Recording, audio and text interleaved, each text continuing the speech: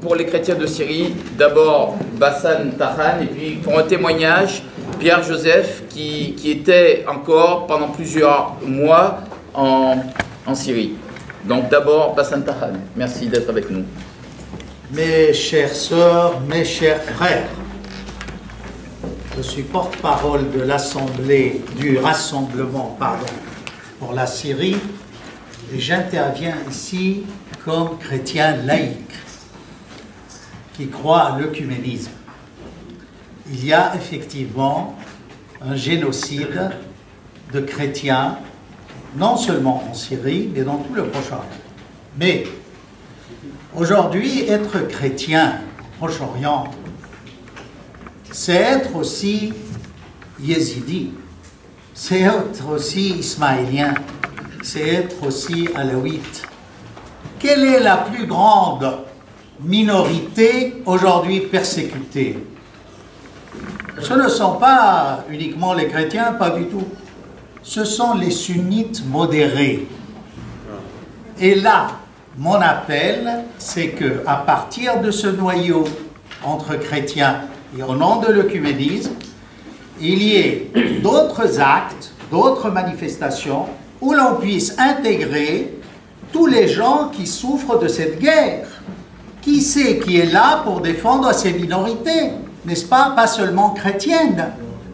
On m'a parlé des Coptes de l'Égypte. C'est vrai que c'est la plus grande minorité d'Égypte. Que faites-vous des chiites d'Égypte qui ont été massacrés? 3 millions. Hein?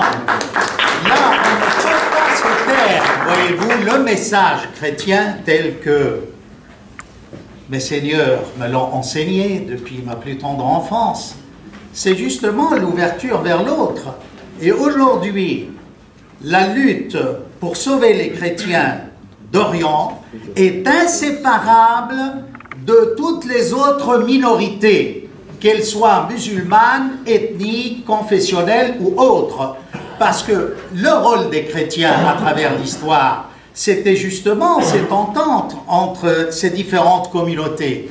Donc on ne peut continuer notre lutte et notre engagement chrétien en omettant, n'est-ce pas, tous ces musulmans qui en souffrent. Vous voyez, permettez-moi d'être le porte-parole des Alaouites, oui, je le dis, j'ai pas honte, des Yézidis, des Arméniens de Turquie, des autochtones kurdes qui sont massacrés à Ras El Ain. On a parlé, n'est-ce pas, des gens originaires du pays. Mais ces autochtones ne sont pas uniquement les chrétiens. Les Kurdes sont autochtones, les Arméniens sont autochtones, si on prend juste l'aspect ethnique, voyez-vous. Donc, à ce titre-là, je crois que, encore une fois, si nous voulons réussir, il faut que l'on soit unis avec les autres minorités. Merci. Le génocide vise toutes les minorités, et à commencer par l'islam modéré. Et là, je n'ai pas fait de politique, honnêtement. Mais une dernière chose, le nombre de gens tués dans la guerre de Syrie, si on se réfère, n'est-ce pas, à la confession, ce sont des sunnites. Ce ne sont ni les chrétiens, ni les alawites. Et ça, c'est, je crois, la plus belle leçon à tirer, que la grande minorité qui souffre, nous sommes aussi responsables d'elle au nom de notre histoire commune. Nous avons le même sang, puisque nous sommes autochtones. Voilà, c'était tout. Merci.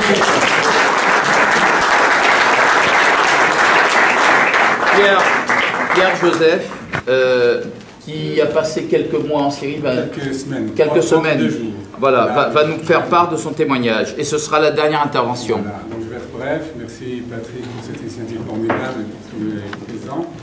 Avant tout, je voudrais vous montrer, on a fait un petit dossier avec quelques événements assez atroces en Syrie. Et vous regardez sur la première page, on a mis volontairement un imam qui avait accueilli pendant les funérailles d'un prêtre qui a été assassiné dans la ville de Damas.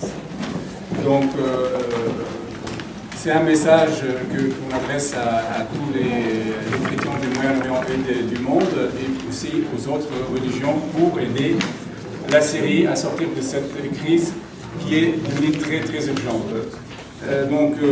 Par rapport à mes séjours en Syrie, 32 jours. J'ai rencontré des milliers de personnes de toutes confessions, et particulièrement les habitants de ce qu'on appelle la vallée des chrétiennes, entre Homs et Tartous. Cette vallée est condamnée par des hommes armés qui sont retranchés dans le Krak des Chevaliers, qui est une forteresse et un village. Et donc le risque vital est au quotidien vécu par ces 35 villages des chrétiens. Et dans ces documents, vous trouvez aussi des photos et des témoignages. Je voudrais rejoindre l'association Porte Ouverte pour vraiment sonner l'alerte. C'est très urgent pour faire quelque chose en Syrie. À tout moment, ça peut s'exploser. Ce qui s'est passé à Maaloula aurait pu être 10 fois pire, et ça peut toucher tous les villages et tous les quartiers de la Syrie, surtout pour les communautés chrétiennes. Merci Patrick. Merci.